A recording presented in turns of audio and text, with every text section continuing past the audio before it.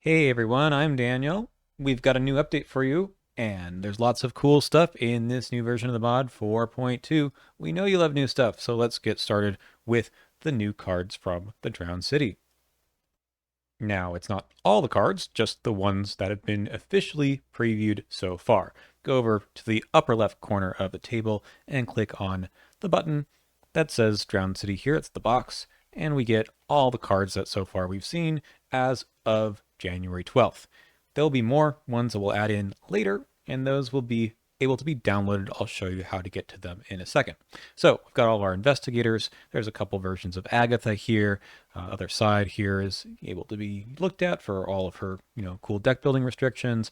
All of the signature cards are here as well as a good number. I've got a lot of ones so far from the previous season.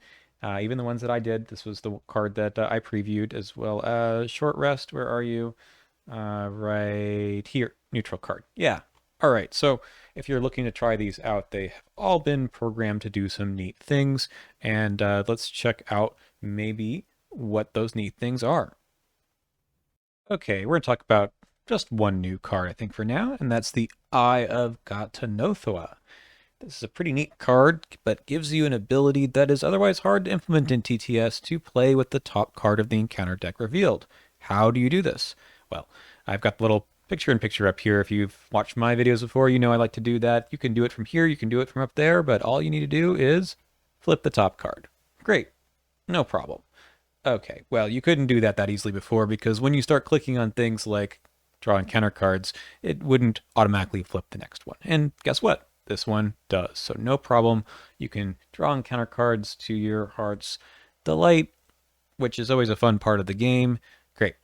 And you can press the reshuffle button up here as well to reshuffle everything back in, and it will flip the top card.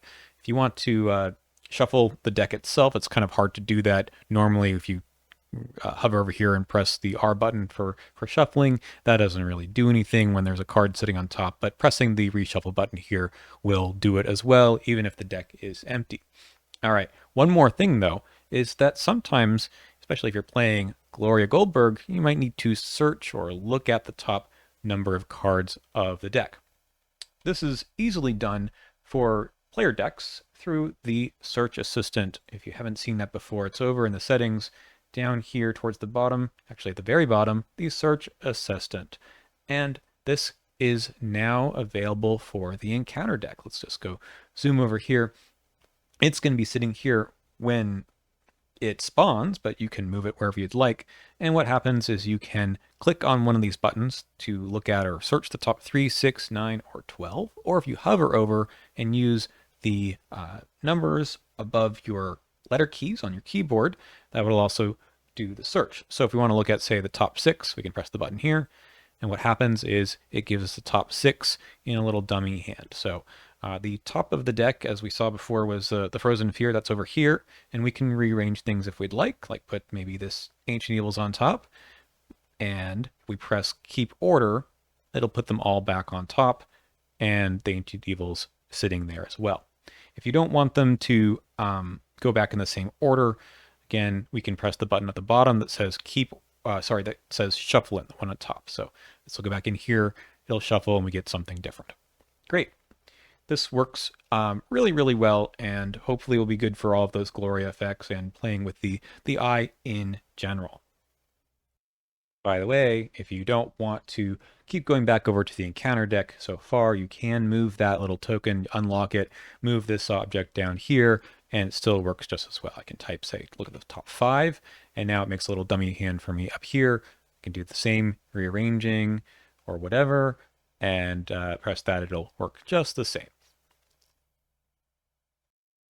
Now let's check out another new feature that I think is really fun because I made it. It's another assistant. You've maybe already seen the hand helper before. It counts the number of cards in your hand. Really good for big hand, but now it also tells you what your maximum hand size is. It's a number up in the upper right. 8 is the usual in the game, but if you are playing someone like Harvey Walters, that number might change. Let's take a look through his deck. He's got things like Laboratory Assistant, that when this comes into play, here its max hand size is increased by 2, and lo and behold, there you go. We're up to 10. If we have his Vault of Knowledge in play as well, which is somewhere in here, it better be.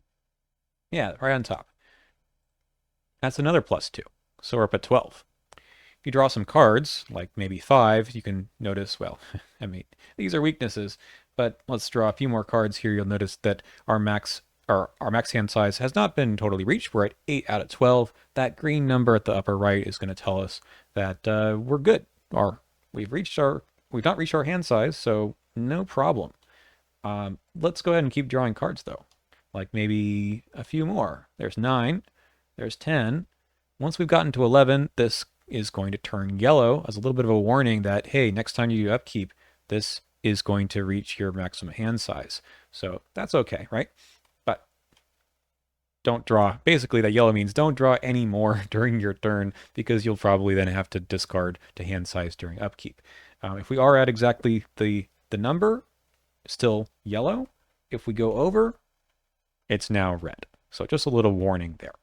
So it's detecting cards like Vault of Knowledge, Laboratory Assistant, the weakness, drawing the sign. It doesn't detect any encounter cards yet that may decrease your hand size, but if you'd like to make some adjustments to your maximum hand size, you can right-click on this and do some modifications. So let's say you had some effect like a tarot that made you have -2 hand size for that scenario. You can type in a -2 here, and then it will apply that to the number that's already in play. So we've got 12 in play, but -2. So there you go. We can reset things by clicking on the reset to default, and it goes back to normal.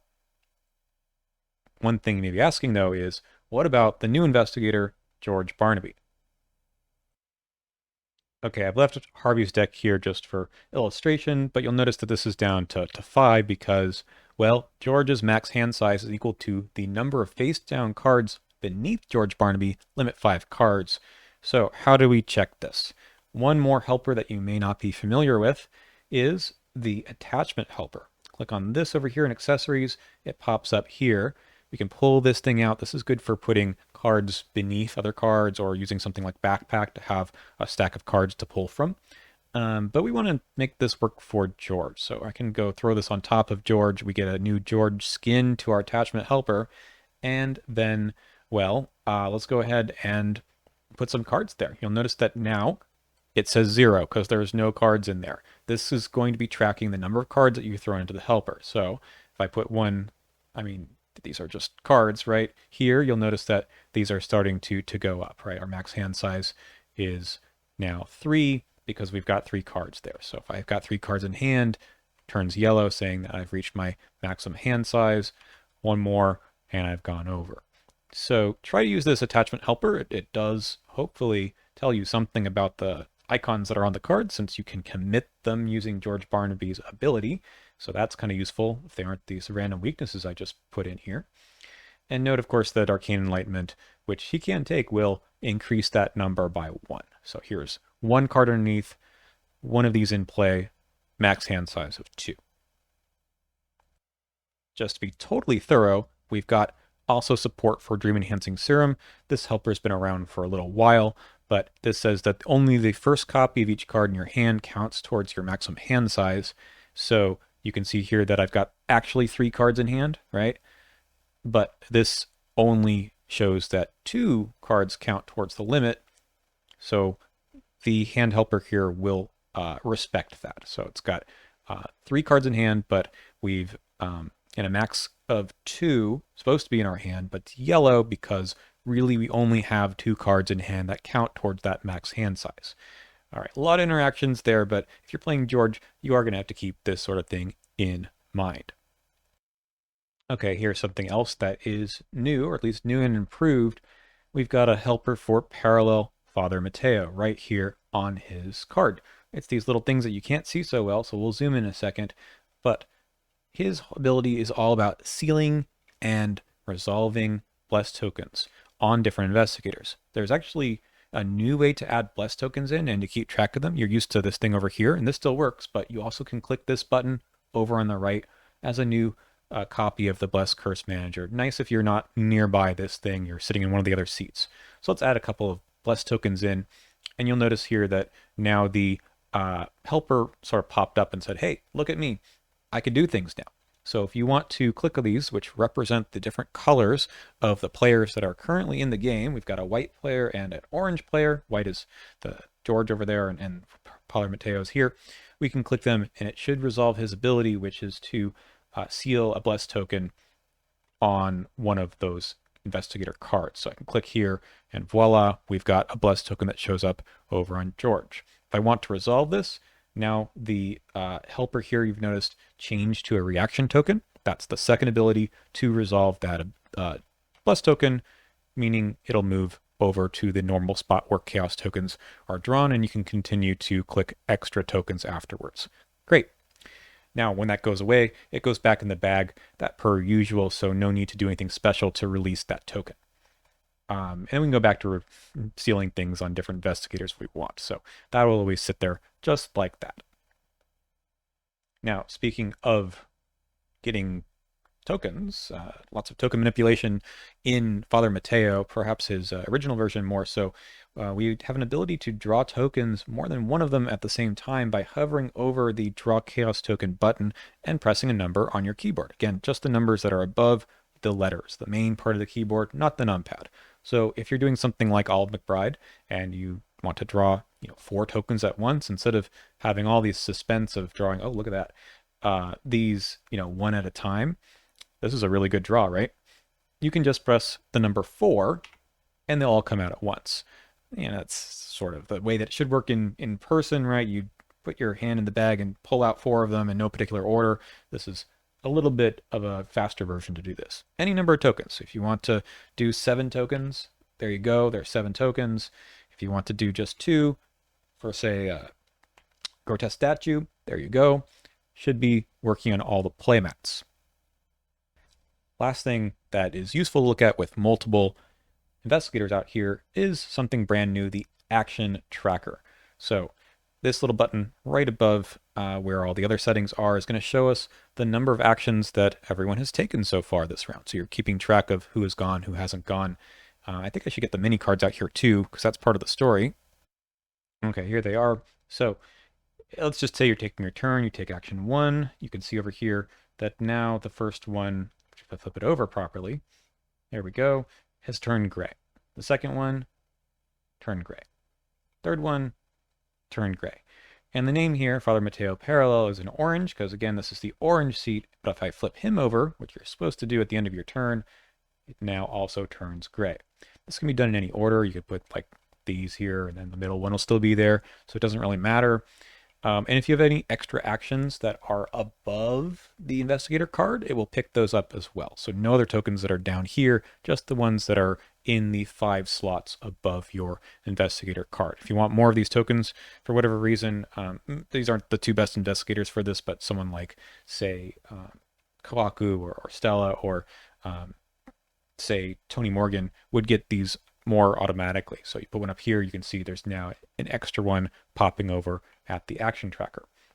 This is pretty new and bare bones. We have some other ideas of what to do with this, but maybe you'll have fun playing around with it. By the way, you can move these around if you don't like them where they are, and put them wherever you want on the screen. Know, though, that when you move these around, you're not moving them for just for you, but you're moving them for anyone else who is playing the game with you. So be careful with that one. But I like things over on the right, but you might find a better home for them. You can always get rid of them if you don't like them.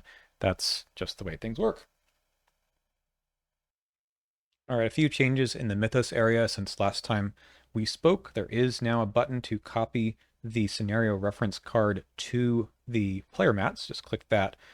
We're going to go back. We bring me along for a ride here, and now they're over here. And you can always press that button. It will get rid of the ones that are there and put whatever is in that section up there instead. There's also a way to change the way that Doom is tracked. If you right click on the other Doom in play, we can toggle the Doom mode.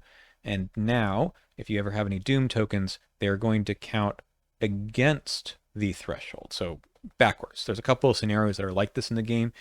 So these 2 Doom in play, when you click this button here, it's going to say, well, we've got -1 out of 8 in total. All right, so it says not the agenda for it, but let's put a few more in here. But all right, so it says that we have 5 Doom on the agenda, but counts 3 out of 8 in total because it's 5 minus 2. So sometimes the Doom in play subtracts from the total, and this just helps you keep track of that a little bit better. We can toggle that back in, and now this is going to tell us that we've got 8 out of 8 in total. Now we're going to talk about some token-related stuff. First, an easy one. If you have been using the numpad hotkeys to add particular tokens to things, we now can add clues to locations, and they replenish in kind of the way that they usually do when they spawn. So if these 2 clues were not here, say put them over here, we can go like this, pressing, this is numpad 8 by default, and nicely add them all up. Otherwise, they spawn wherever your cursor is. Okay, now this is fun. We've got a bunch of tokens on this card. In the past, it's been kind of hard to move things around without the tokens maybe falling off a bit, but we've gotten them to more or less stick to the locations. So moving these around should be okay. In fact, just sort of sliding them will also not cause them to move around too much. This is true of other cards as well. Back over here, we've got the lab assistant. I put a horror token on here. I can even chuck it across, and the horror token stays pretty much right where it was the whole time.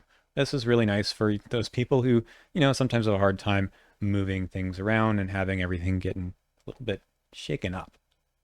I should mention that there's a little bit of a change with the tokens themselves. So the tokens are a little bit bigger than they used to be a few versions ago.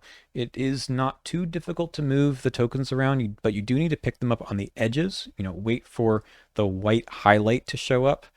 Sometimes if there's a bit of a lag, like you're seeing right now, nothing happens. But yeah, just wait for that white outline and it'll show up. And in the middle, though, you can click on it and it'll get some numbers. It becomes a counter. And right click will go down. Even goes to 0 in case you want to leave the token here, say for Peter Sylvester or something, and just put a number on it when it does actually have damage or horror. Now, if this confuses you a bit because the single value is blank, you can go over to the settings and make this a 1. Show a 1 on damage or horror tokens. So now it's a 1.